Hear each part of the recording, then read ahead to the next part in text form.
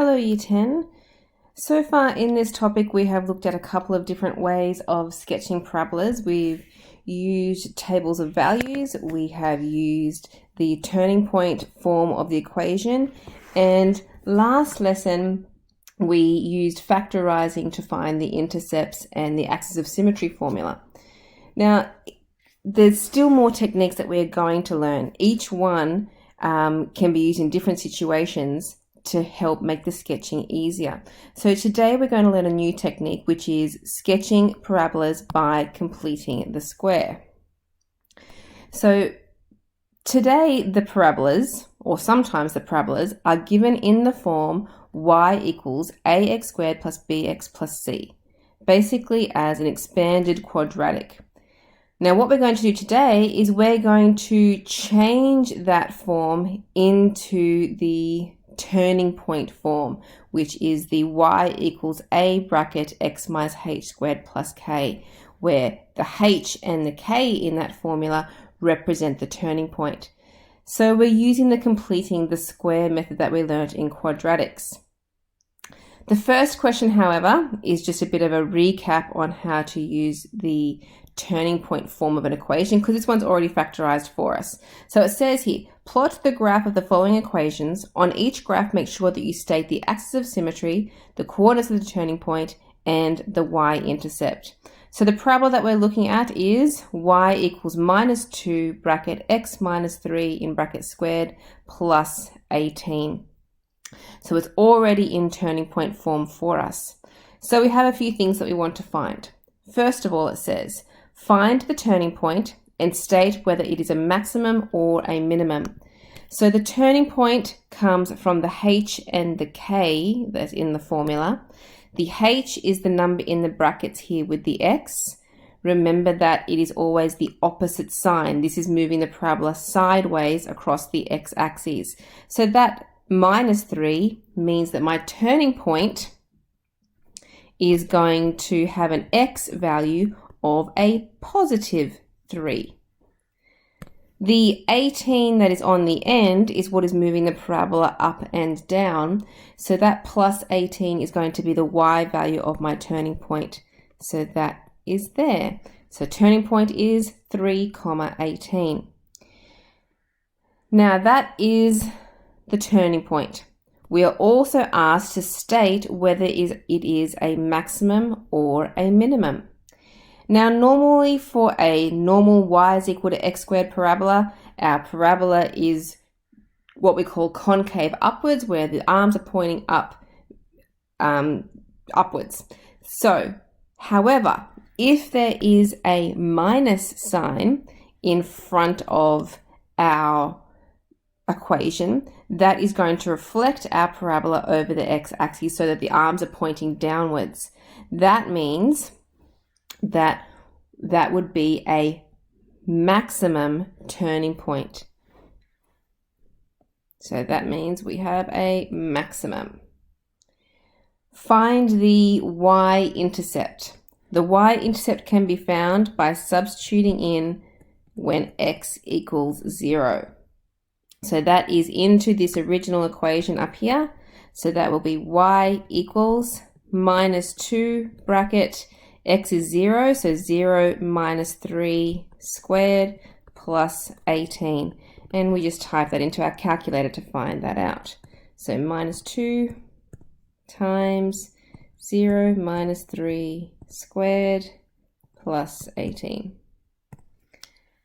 So that gives me 0. So y equals 0 is the y-intercept. Part C, find the x-intercepts if there are any. So that is when y is equal to 0. So again, looking at our equation, we want to make the y 0. So 0 equals minus 2 bracket x minus 3 squared plus 18. And we want to solve that to find out what x is equal to. So we can move the 18 across to the other side. So that would be a negative 18 equals minus 2 x minus 3 in brackets squared. Then I can divide both sides by -2, which will, the 2 minus will become a positive, and 18 divided by 2 is 9. Then I want to get rid of the squared from that side of the equation. I'm going to move that to the left-hand side. So x minus 3 is equal to the square root. To get rid of the square, we need to square root the 9, and the square root of 9 is 3. But when we square root, we need to remember that they could be a plus or a minus. Then finally, I want to get rid of the -3, so I want to add 3. So it's plus or minus 3 plus 3. Now that's actually two solutions. If I go across the top using the plus sign first, I have a +3 plus another 3, which makes 6. The second solution is taking the minus sign. -3 plus 3 makes 0. So there is two x-intercepts, x equals 0 or x equals 6. Okay, so that is what we have been asked to do in the question. But since the whole purpose of this topic is to be sketching, let's just draw a quick little sketch of this parabola while we're here. We also could note the axis of symmetry.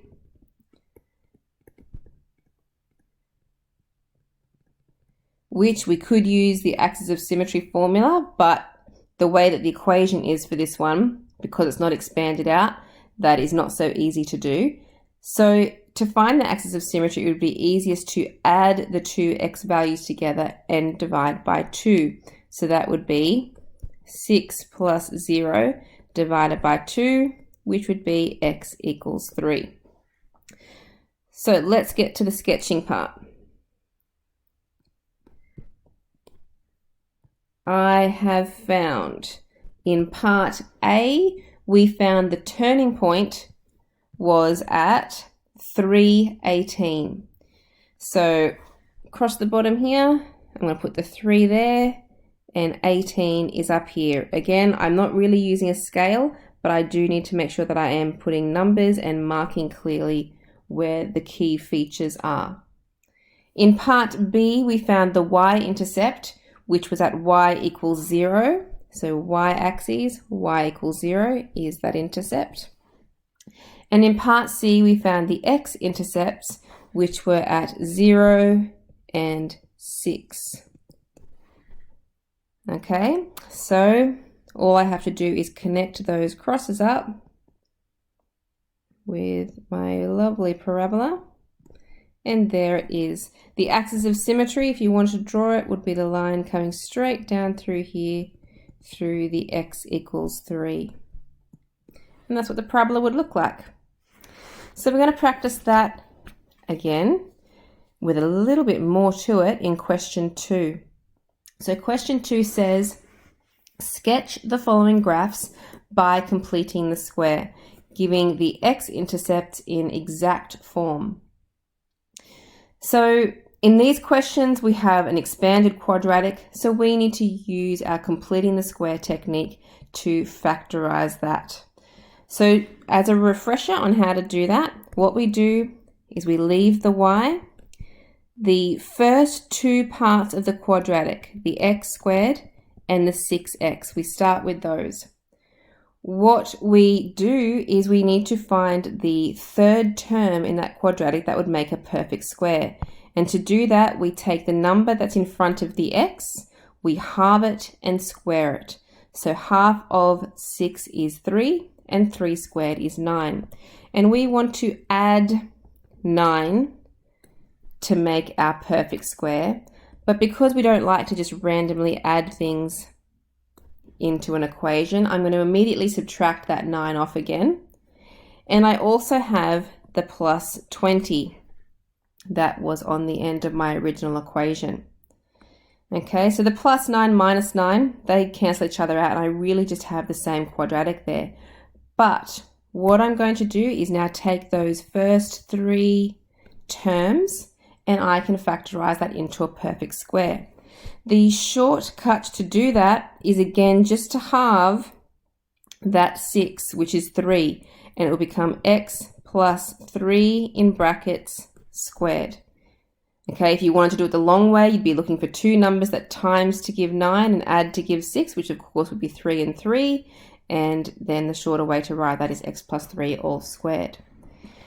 The minus 9 plus 20, we're going to collect those up. Minus 9 plus 20 is a positive 11. So there it is. There is our quadratic that we've now made into the turning point form. So to sketch this graph, we want to know where the turning point is, and we want to know where the intercepts are. So the turning point, let's start with that. The turning point, we can read it off. The x value comes from the bracket and it has the opposite sign. So it'll be a minus 3. And the y value is the number on the end, which is 11. So there's the coordinates of my turning point. Then I'm going to find my intercepts. So to find my x-intercepts, I'm going to substitute when y is equal to 0 into the, well, it can be in either one. You could sub it into the original one, or you could sub it into the turning point form. It really doesn't matter which one you choose. I'm going to sub it into this one that I've rearranged here. So that would be 0 equals x plus 3 in brackets squared plus 11. Then I want to try and solve that. So I would move the 11 across. So that would make negative 11 equals x plus 3 in brackets squared. Then to get rid of the squared, I want to square root. But because I have a negative number over here, we can't square root a negative number. When that happens, that means that there is no solutions to that quadratic, which in turn also means that there is no x-intercepts. So this parabola is actually all above the x-axis, or it could be all below. It is not intersecting the x-axis at all. So let's move on to the next part where we want to find the y-intercept, which is when the x equals 0. So when x equals 0 into my turning point formula there, y equals 0 plus 3 in brackets squared plus 11. Now we can use our calculator to work that one out. So we have 0 plus 3 in brackets squared plus 11 to get 20 for my y-intercept. Okay, so it's always good to do a check through to make sure that you found all the things that are required of you. It says sketch the graph by completing the square, so we have used the right technique, and by completing the square we've been able to get the turning point. Then it also mentions that we need to give the x-intercepts in exact form, and for this one there wasn't any. Okay, so we have completed everything that we've been asked for, and we have enough information to now also draw the parabola. So here is my sketch. The turning point was at negative 3 and a positive 11. So right there. My x-intercepts, there was none, but I had a y-intercept at 20, which is approximately, I'm going to put it there. Okay, now this parabola, because this is my turning point, it's going to be coming up through that 20, and I just want to make it symmetrical going the other direction as well. And that's it. That's what the parabola looks like, labeling my x and my y axes. Okay, so let's do that again for part B. We want to draw the parabola y equals x squared minus 5x, take away 1, using the completing the square method. So like we did last time, we start by taking the first two terms, the x squared minus 5x, and I want to find the third term in that quadratic that would make a perfect square. And what we do is we take that -5, we halve it and square it. Now the trouble is that that is not a very nice number. So you may want to get some help from your calculator. So we have -5. We want to halve that, so we want to divide it by 2. And then we want to square that, which gives me 6.25. But we don't really like to put decimals into equations, so let's leave that as a fraction. So that is 6 1/4. Now, because we've added a random new number in there, I need to subtract that number off again so that I haven't changed the value of this equation. I also have the -1 that was in the original equation here. Then I take the first 3 terms and I factorize them into a perfect square. So that would be x, half of that -5 is -2.5 in brackets squared. So that takes care of the first 3 terms. Then we want to collect these last 2 together. -6 1/4 minus another 1 would be -7 1/4. Okay, so from that we now have our equation in turning point form and we can read off the turning point. So the turning point is going to be this number in the bracket tells us the x value, but we have to change the sign. So it'll be a +2.5 for the x value. The number on the end is the y value, but don't change the sign for this one. It's -7 1/4. We're moving the parabola down. Then we want to try to find the intercepts. So first of all, we're going to sub in when y is equal to 0 to see if we can find some x-intercepts.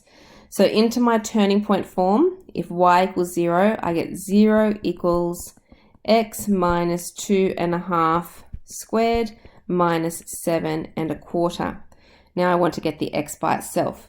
So let's move the 7 1/4 across. 7 1/4 equals x minus 2.5 in brackets squared. Then we need to square root that to get rid of the squared here. So again, not a very nice number to square root. So let's use our calculator using the mixed numeral 7 1/4. And if I square root that, unfortunately, that is going to go to a decimal. Now remember, the question said that I want it in exact form. So what is better to do here is actually to turn this into surd form. So my calculator has changed that into an improper fraction for me. If I want to square root that, it means that I have the square root of 29/4. And I am going to be able to work with that a little bit more, but I'll do that on the next line. X minus 2.5. Now, because I have a square root over a fraction, I can change that to be square root of 29 on the top over the square root of 4 on the bottom. But the square root of 4 is actually a nice number, isn't it? Square root of 4 is 2. And that is x minus 2.5. Now, one more thing, when we square root, we should have a plus or a minus here as well. So all I now need to do is move that 2.5 across to the other side so that x is by itself. So x will be equal to plus or minus square root of 29/2 plus 2.5. But if I turn that into an improper fraction, I can actually push the 2 fractions together. So that would be 2.5 is 5/2. I have a common denominator of 2, which means that I could write that as a plus or minus square root of 29 plus 5/2. So that is my 2 solutions. I have been asked to leave it exact, so that's the nicest way that we can leave it. However, you may want to type them into your calculator so that you know what they are as a decimal, so that you can know where to plot them on your graph in a moment. So I have the exact solution there, but I'm going to get the decimals now just so I can plot. So I have fraction. I'm going to do the positive one first. Square root of 29 plus 5 over 2. So the first one is about 5.2. And the second one, I just need to change, oops. Oh, let's type it again. I need to change it to a negative sign. So I have a minus square root of 29 plus 5, oh, cross arrow, plus 5 over 2, which is negative 0.2. There's no point trying to keep lots of decimal places because I can't draw that accurately on my graph. So there's my two x-intercepts. I need to find my y-intercept as well, which is when x is equal to 0. So substituting that into my turning point form, I get y equals 0 minus 2.5 squared minus 7.25. So let's type that in. 0 minus, I'm going to do 2.5 because it's faster to type in, squared minus 7.25. And I get negative 1. Okay, so let's draw our graph.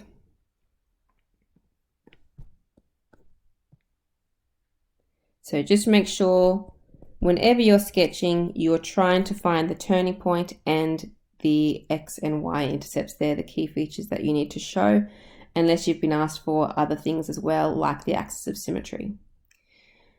So the turning point was at 2.5 minus 7.25.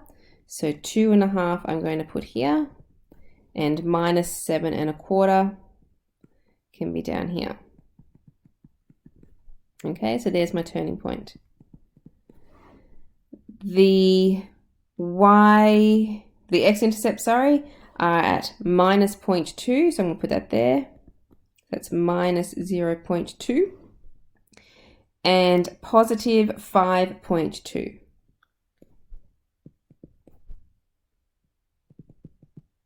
Actually, I shouldn't do decimals, I should do them exact because I was asked for exact values for this. So the exact values of those would be the square root of 29 plus 5 over 2 for that intercept, and minus square root of 29 plus 5 over 2 for that intercept. And my y-intercept was at negative 1. Getting a little bit crowded in here. And draw it up. Oh, bit wobbly, sorry about that. Shouldn't have a bend there, it should be a nice curving parabola.